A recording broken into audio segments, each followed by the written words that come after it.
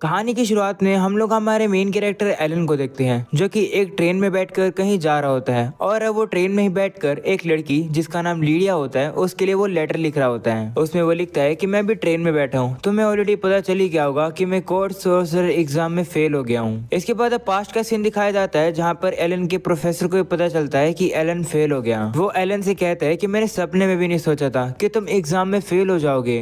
क्या तुम्हें पता है कि एग्जाम में तुमसे क्या गलती हुई? तो एलन कहता है नहीं, और अब मेरे पास इतने भी पैसे नहीं बचे हैं कि मैं अपनी फैमिली के पास घर वापस जा सकूं। ये सुनकर उसका प्रोफेसर कहता है कि अपने घर पर पैसे भेजना अच्छी बात होता है, पर तुम्हें अपने लिए कुछ पैसे बचा लेने चाहिए थे। वैसे अगर तुम चाहो तो तुम एक जॉब कर सकते हो। मेरा एक पुराना दोस्त है जो कि किसी को ढूंढ रहा है जो कि उसकी बेटी का ट्यूटर बन सके। तुम्हें बस उस लड़की का स्प्रिंग सीजन तक ट्यूटर बनना है और उसके लिए तुम्हें काफी पैसे मिलेंगे। ये सुनकर एलन खुश हो जाता है और कहता है कि हाँ, इस जॉब को मैं करना चाहूंगा। वहीं इससे पहले एलन अच्छे से जवाब दे पाता, पर तभी प्रोफेसर फोन कर देता है उसी लड़की के फादर के पास, यानी अपने पुराने दोस्त के पास, और कहता है कि मुझे टीचर मिल गया और ये वही लड़का है जिसके बारे में मैं हमेशा बात करता रहता था। ऐसा बोलने के बाद वो फोन कट कर देता है और अब एलन को बताता है कि जो तुम्हारी स्टूडेंट होने वाली है वो ड्यूक हावर्ड की बेटी होगी। वह बताते हैं कि जो ड्यूक हावर्ड है वो ग्रेट 4 ड्यूकल हाउस में से एक है और जो लड़की है उसका नाम टीना है। वो स्प्रिंग सीजन में रॉयल एकेडमी को ज्वाइन करना चाहती है। ये सुनकर एलन कहता है कि मुझे उसी लड़की का टीचर बनना है ना, काफी ज्यादा चैलेंजिंग लग रहा है ये तो। पर तभी उसका प्रोफेसर कहता है कि मैंने तुम्हारी ट्रेन की टिकट्स ऑलरेडी खरीद ली है और तुम आज ही जाओगे। ये सुनकर एलन कहता है कि इसका मतलब सारी चीजें आपने ही प्लान करी है, आप मुझे वहीं पर ही भेजना चाहते थे। अगले सीन में वापस से प्रेजेंट का सीन दिखाया जाता है, जहाँ पर एलन अब सोचता है कि प्रोफेसर तो काफी ज्यादा एक्साइटेड लग रहे थे मुझे भेजने के लिए, पता नहीं क्या क्या होगा जब मैं वहां पर पहुंचूंगा। इसके बाद वो अपनी डेस्टिनेशन पर पहुंच जाता है और वो ड्यूक के घर को ढूंढ रहा होता है। तभी वहां पर उसे ड्यूक का बटलर आ जाता है जिसका नाम ग्राहम होता है। वो एलन को ही लेने के लिए आया है। वह बताता है कि मेरे साथ एली है जो कि एक मेड है, तो क्या हम लोग अब चले? तो एलन भी कहते हैं ठीक है। जिसके बाद वो लोग अब अपनी गाड़ी के पास आ जाते हैं। ग्राहम अब कहने लगता है कि मेरी ये गाड़ी काफी छोटी है। वो अब एली से कहता है कि क्या तुम एलन के पैरों पर बैठ जाओगी? ये सुनकर एली काफी शर्मा जाती है। वहीं एलन भी कहता है कि एली इस समय काफी ज्यादा अनकंफर्टेबल फील करेगी, पर तभी एली कहती है कि लेकिन मुझे कोई दिक्कत नहीं है। जिसके बाद वो एलन के पैरों पर ही बैठ जाती है, यानी कि गोदी में। तभी एलन अब एली के रिबन को देख लेता है, जिसे देखकर वो काफी हैरान हो जाता है। इसके बाद वो लोग अपने डेस्टिनेशन पर जाने लगते हैं, पर अब एली को काफी ठंड लग रही होती है, जो देखकर एलन अब उसे अपना स्कार्फ पहना देता है। और अब वो ग्राहम से कहता है कि क्या मैं अपने मैजिक का यूज करके यहाँ पर थोड़ी सी गर्मी कर दूं? तो ग्राहम भी कहते हैं ठीक है। जिसके बाद एलन अब अपनी पावर का यूज करके गाड़ी में गर्मी कर देता है, जिससे कि अब उन लोग को ठंड नहीं लगती है। ये देखकर एली भी काफी हैरान हो जाती है। तो एलन अब उसे कहता है कि ये स्पेल थोड़ी सी डिफिकल्ट है, पर जब तुम्हें आदत हो जाएगी तब तुम्हें इसे इजीली यूज कर पाओगी। इसके बाद वो लोग अपने डेस्टिनेशन पर पहुंच जाते हैं, यानी कि ड्यूक के घर पर। वहीं पर एलन अब एली को गोदी में उठा लेता है उसे नीचे उतारने के लिए। वो उसे नीचे उतारता हुआ कहता है कि माफ करना अगर मैंने आपको अनकंफर्टेबल फील कराया हो तो, योर हाईनेस। ये सुनकर एली हैरान हो जाती है और कहती है कि तुम्हें कैसे पता कि मैं ड्यूक की बेटी हूँ? तुम्हें ये कब पता चला? तो एलन कहता है कि मुझे तो ये स्टेशन पर ही पता चल गया था, क्योंकि तुम एक मेड की तरह नहीं लगती हो। तुम्हारी यूनिफॉर्म एक मेड की तरह नहीं थी, साथ नहीं तुम्हारे रिबन के ऊपर गोल्ड थ्रेड है। ऐसे कपड़े मैंने सिर्फ रॉयल कैपिटल वाले लोगों में ही देखे हैं, तो इसका ये मतलब है कि तुम एक मेड नहीं हो। ये सुनकर एली हैरान हो जाती है। वहीं ग्राम भी हैरान होकर अब एलन से कहता है कि आप तो सही में वैसी हो जैसे आपके बारे में सुना था। जिसके बाद अब एली, यानी कि जो टीना होती है, वो शर्मा कर वहाँ से भाग जाती है। अगले सीन में वो लोग भी अब घर के अंदर आते हैं, जहाँ पर एलन कहता है कि ये घर तो थोड़ा सा गर्म है। तो ग्राहम कहता है कि हाँ, इस घर को ऐसे डिजाइन किया गया है कि ये गर्म रहे। इसके बाद ग्राहम अब असली एली को बुलाता है, जिससे कि वो एलन के सामान को उसके रूम में ले जाए। एली अब आ रही होती है, पर उसका पैर फिसल जाता है और वो नीचे गिरने वाली होती है, पर तभी एलन उसे पकड़ लेता है। ग्राहम भी अब एली पर गुस्सा हो जाता है और कहता है कि मैंने तुमसे कितनी बार कहा है घर में इस तरीके से भागा मत करो, अब एलन को परेशान भी मत करो, वहाँ से हट जाओ। तो अब एली भी कहती है कि हाँ, मुझे माफ कर दो। वहीं एली अब हट जाती है, जो देखकर एलन अब उसके सर पर पैट करता है और कहता है कि मुझे काफी खुशी है कि तुम्हें चोट नहीं लगी। ये सुनकर एली काफी ज्यादा शर्मा जाती है। वहीं ये देखकर ग्राहम को काफी गुस्सा आ जाता है। वो एलन से कहता है कि आपके प्रोफेसर ने जैसा आपके बारे में बताया था आप बिल्कुल वैसे ही हो। उन्होंने बताया था कि आप लड़कियों को काफी जल्द इंप्रेस कर देते हो। लगता है कि वो सही कह रहे थे। वहीं ये सुनकर एलन कहता है कि नहीं, लगता है कोई गलतफहमी हुई है। तो ग्राहम कहता है कि इस बात को इग्नोर करते हैं, आप मेरे पीछे आओ क्योंकि मेरे मास्टर आपसे मिलना चाहते हैं। तो एलन भी कहता है ठीक है। जिसके बाद वो ड्यूक से मिलने के लिए आ जाता है। वहीं ड्यूक अपना नाम बताता है, उसका नाम होता है वाल्टर होवर्ड। वो एलन से कहता है कि मैंने तुम्हारे प्रोफेसर से मेरी बेटी के बारे में बात करी थी और प्रोफेसर ने बताया कि इस जॉब के लिए तुम सबसे परफेक्ट रहोगे। तुम्हें पता ही है कि सिचुएशन कैसी है, मुझे विश्वास है कि तुम कर सकते हो। तो एलन कहता है कि हाँ, प्रोफेसर ने मुझे बताया है कि मैं टीना को इसलिए ट्यूटर करूंगा क्योंकि वो रॉयल एकेडमी के अंदर जाना चाहती है। ये सुनकर वोल्टर अपना सर पकड़ लेता है और कहता है कि तुम्हारे प्रोफेसर ने तुम्हें सही बात बताई ही नहीं। वह उसे कहता है कि मैं तुम्हें टीना के प्राइवेट ट्यूटर के तौर पर हायर तो करना चाहता हूँ, पर तुम्हारा काम ये होने वाला है कि तुम्हें टीना को बताना है कि उसे एकेडमी में जाने से गिव अप कर देना चाहिए। ये सुनकर अब एलन हैरान हो जाता है और कहता है कि लेकिन क्यों? तो वॉल्टर कहता है कि मैं तुम्हें शुरुआत से बताता हूँ। वह उसे कहता है कि तुम्हें पता ही होगा कि हम 4 ग्रेट ड्यूकल हाउस में से एक हैं। तो एलन कहता है हाँ मुझे पता है, जो 4 ग्रेट ड्यूकल हाउस हैं उन लोगों ने ही काफी कंट्रीब्यूशन किया था इस किंगडम को क्रिएट करने में। जो ये 4 हाउसेज है इनके पास काफी ज्यादा डोमेन्स हैं। हर ड्यूक अपनी अपनी लैंड को गार्ड करता है। चारों हाउसेज का नाता रॉयल फैमिली के साथ है,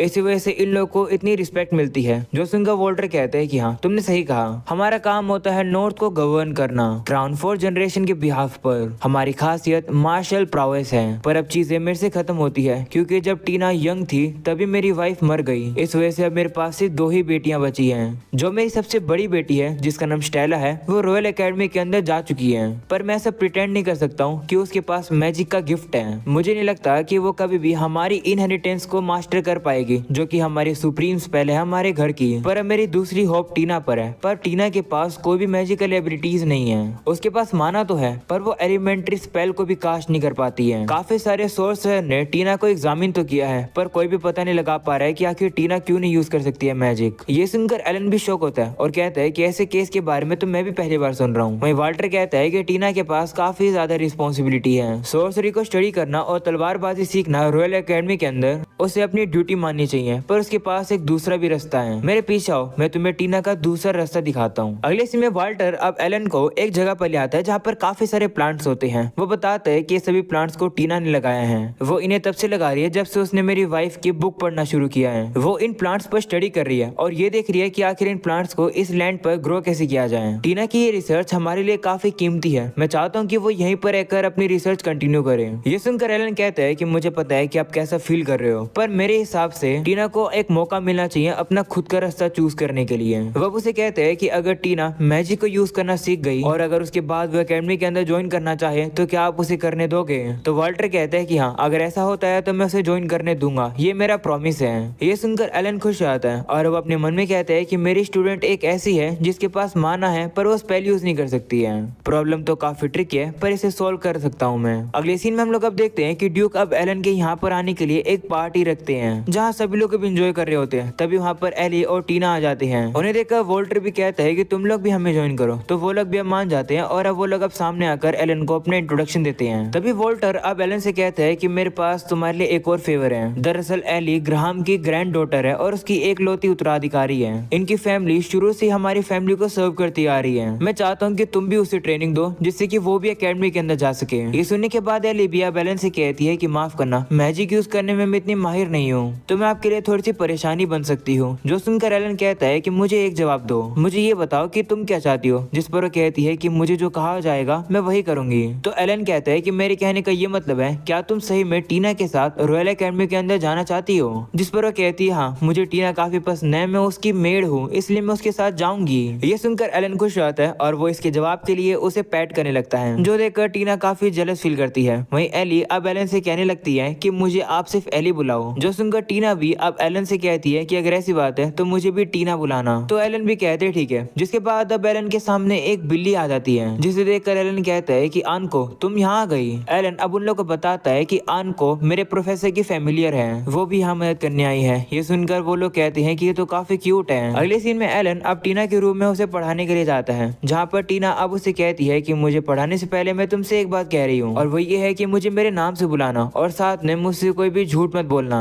अगर तुम्हें कोई भी मुझे कठोर बात कहनी है तो मैं वो सुनने के लिए तैयार हूँ। तो एलन भी अब उसे कहते हैं ठीक है, मैं बढ़ा चढ़ाकर बात नहीं करूंगा, जो तुम्हारा रिजल्ट होगा मैं सच सच तुम्हारे सामने बताऊंगा। एलन अब अपने मन में सोचता है कि टीना काफी परेशान है, उसे ये पसंद नहीं आएगा अगर उसकी कोई झूठी तारीफ करे तो। एलन अब उसे कहता है कि हम लोग अपने प्रैक्टिकल लेसन को भी शुरू नहीं करेंगे, अभी तुम्हें अपना रिटन एग्जाम देना है। जैसे कि तुम्हें पता होगा कि एंट्रेंस एग्जाम में 3 तरीके के एग्जाम होते हैं, रिटन एग्जाम, इंटरव्यू और प्रैक्टिकल मैजिक एग्जाम। हम लोग को अपना ज्यादातर टाइम प्रैक्टिकल मैजिक पर लगाना चाहिए, पर पहले मैं ये जानना चाहता हूँ कि तुम रिटन एग्जाम के लिए कितनी प्रिपेयर्ड हो। ये सुनकर टीना कहती है कि लेकिन हम लोग तैयारी कैसे करें, क्योंकि हर बार तो नए टेस्ट तैयार होते हैं ना।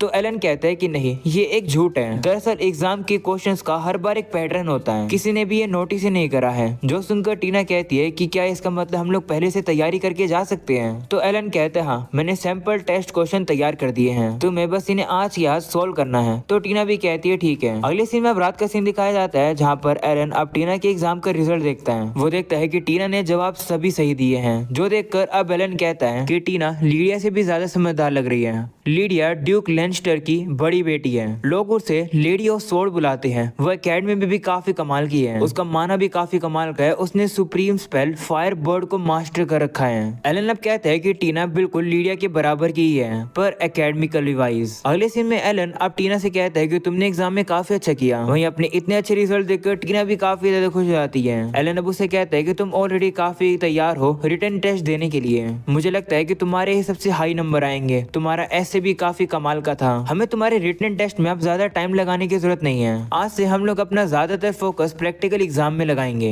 ये सुनकर टीना उदास हो जाती है। वो कहती है कि लेकिन मैंने काफी कोशिश करी है मैजिक यूज करने की, पर मैं हर बार फेल होती आ रही हूँ। आपसे पहले भी काफी सारे टीचर्स मुझे पढ़ा कर गए हैं, पर वो हर बार मुझसे डिसअपॉइंट होकर ही गए हैं। ये सुनकर एलन कहता है कि चिंता मत करो, मुझे पता है कि जब लोग तुमसे डिसअपॉइंट होते हैं तब कैसा फील होता है। हाल फिलहाल में मेरे साथ भी ऐसा ही हुआ है। जो सुनकर टीना कहती है कि लेकिन हर बार तो हर कोई तुम्हारी तारीफ करता रहता है, तुम फेमस हो क्योंकि तुमने लीडिया को ट्रेनिंग दी है। जो सुनकर एलन कहता है कि लोग बस मेरे बारे में इसलिए बात करते हैं क्योंकि मैंने लीडिया की फुल पोटेंशियल बाहर निकाली है। सच बताऊं तो मेरा माना एवरेज से भी काफी कम है। उन लोगों ने मुझे यूनिवर्सिटी में बस इसलिए आने दिया होगा क्योंकि उन लोगों को पता है कि मैंने लीडिया को ट्रेनिंग दी थी, पर एग्जाम देने के बाद मैं फेल हो गया। इससे ये पता चलता है कि रॉयल एकेडमी कितनी ग्रोइलिंग है। क्लासेस काफी ज्यादा स्ट्रिक्ट होती है, बच्चे काफी ज्यादा फेल हो जाते हैं ग्रेजुएट करने में। वैसे हमारी क्लास को शुरू करने से पहले मैं तुमसे एक चीज पूछना चाहता हूँ, और वो क्वेश्चन ये है कि क्या तुम रॉयल एकेडमी में खुद से जाना चाहती हो या फिर तुम इसलिए जा रही हो क्योंकि तुम्हारे ऊपर ड्यूटी है? जिस पर वो कहती है नहीं, मैं खुद से ही रॉयल एकेडमी में जाना चाहती हूँ, ड्यूटी का मुझ पर कोई भी भार नहीं है। जिस पर एलन कहता है कि लेकिन तुम यहाँ पर रुककर अपनी प्लांट पर रिसर्च कंटिन्यू कर सकती हो। ये सुनकर टीना कहती है कि मुझे प्लांट्स पसंद है, पर अब जो मैं तुम्हें बताऊंगी वो सुनकर हंसना मत। तो एलन भी कहते हैं ठीक है। जिसके बाद अब टीना कहती है कि जब मैं छोटी थी तब मेरी मदर मुझे पिक्चर्स बुक पढ़कर सुनाती थी, तब से मुझे वो ग्रेट स्पेल काफी कमाल की लगी जो कि कहानियों में लोग यूज करते हैं, जो देखकर मेरा भी मन करता है कि मैं भी मास्टर करूं मैजिक को किसी दिन। ये सुनकर एलन कहते हैं कि लेकिन ग्रेट स्पेल को कास्ट करने वाला अब तो कोई जिंदा ही नहीं बचा है। ये सुनकर टीना कहती है कि मुझे पता था कि तुम विश्वास नहीं करोगे इसलिए मैं बता नहीं रही थी। तो एलन कहता है कि चिंता मत करो, मैं विश्वास कर रहा हूँ, जितना हमसे हो सकेगा हम लोगों को करके देखेंगे। अगर तुम्हारे मन में इच्छा है तो हम लोग आगे बढ़कर कोई ना कोई तरीका तो ढूंढ ही लेंगे।